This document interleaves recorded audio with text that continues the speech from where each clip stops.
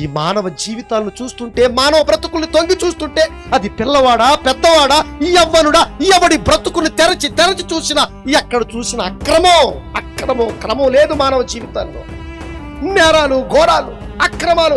ఏ paper తెరిచినా, ఏ news media తెరిచినా ఏ వార్త వినాల్సి వస్తుందో రాక్షసులుగా మారిపోయారు. జనారణ్యంలో క్రూర మృగాలుగా తయారైపోయారు. వేటాడుతున్నారు, వెంటాడుతున్నారు. వారు కోరుకున్నది సాధించటం కోసం ఏం చేయటానికని తెగబడుతున్నారండి. కడుపులో బిడ్డల్ని చంపుతున్నారు, బయటకు వచ్చిన ఆడపిల్లల్ని చంపుతున్నారు. ఒక మనిషి ఇంకొక మనిషి క్రూర మృగం వేటాడుతుంది చూడండి, వేటాడుతున్నారు, వెంటాడుతున్నారు. దాండి లోకం నేర్చుకున్నది.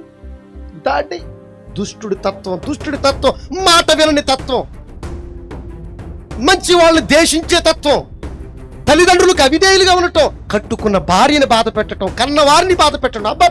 అబ్బా, మనిషి యొక్క పైశాచికత్వానికి, రాక్షసత్వానికి పదాలు లేవు. ఏ భాష తీసుకురావాలి? నిజంగా ఈ ప్రపంచం దేవుని రుచి చూస్తే ఈ దుష్టత్వం ఉండేది కదండి. చూడండి ఏమండి, ఒకవేళ ఈ ప్రపంచం దేవుని రుచి చూస్తే సమస్తమైన దుష్టత్వమును ఒకటి రెండో సమస్తమైన కపటం. ఏ మనిషిని చూస్తే ఫెయిర్నెస్ ఉండదండి, ఫెయిర్గా ఉండరండి, యథార్థత ఉండదండి. మాయ, మోసం, కుళ్ళు, కుట్ర, కపటం, మాయ.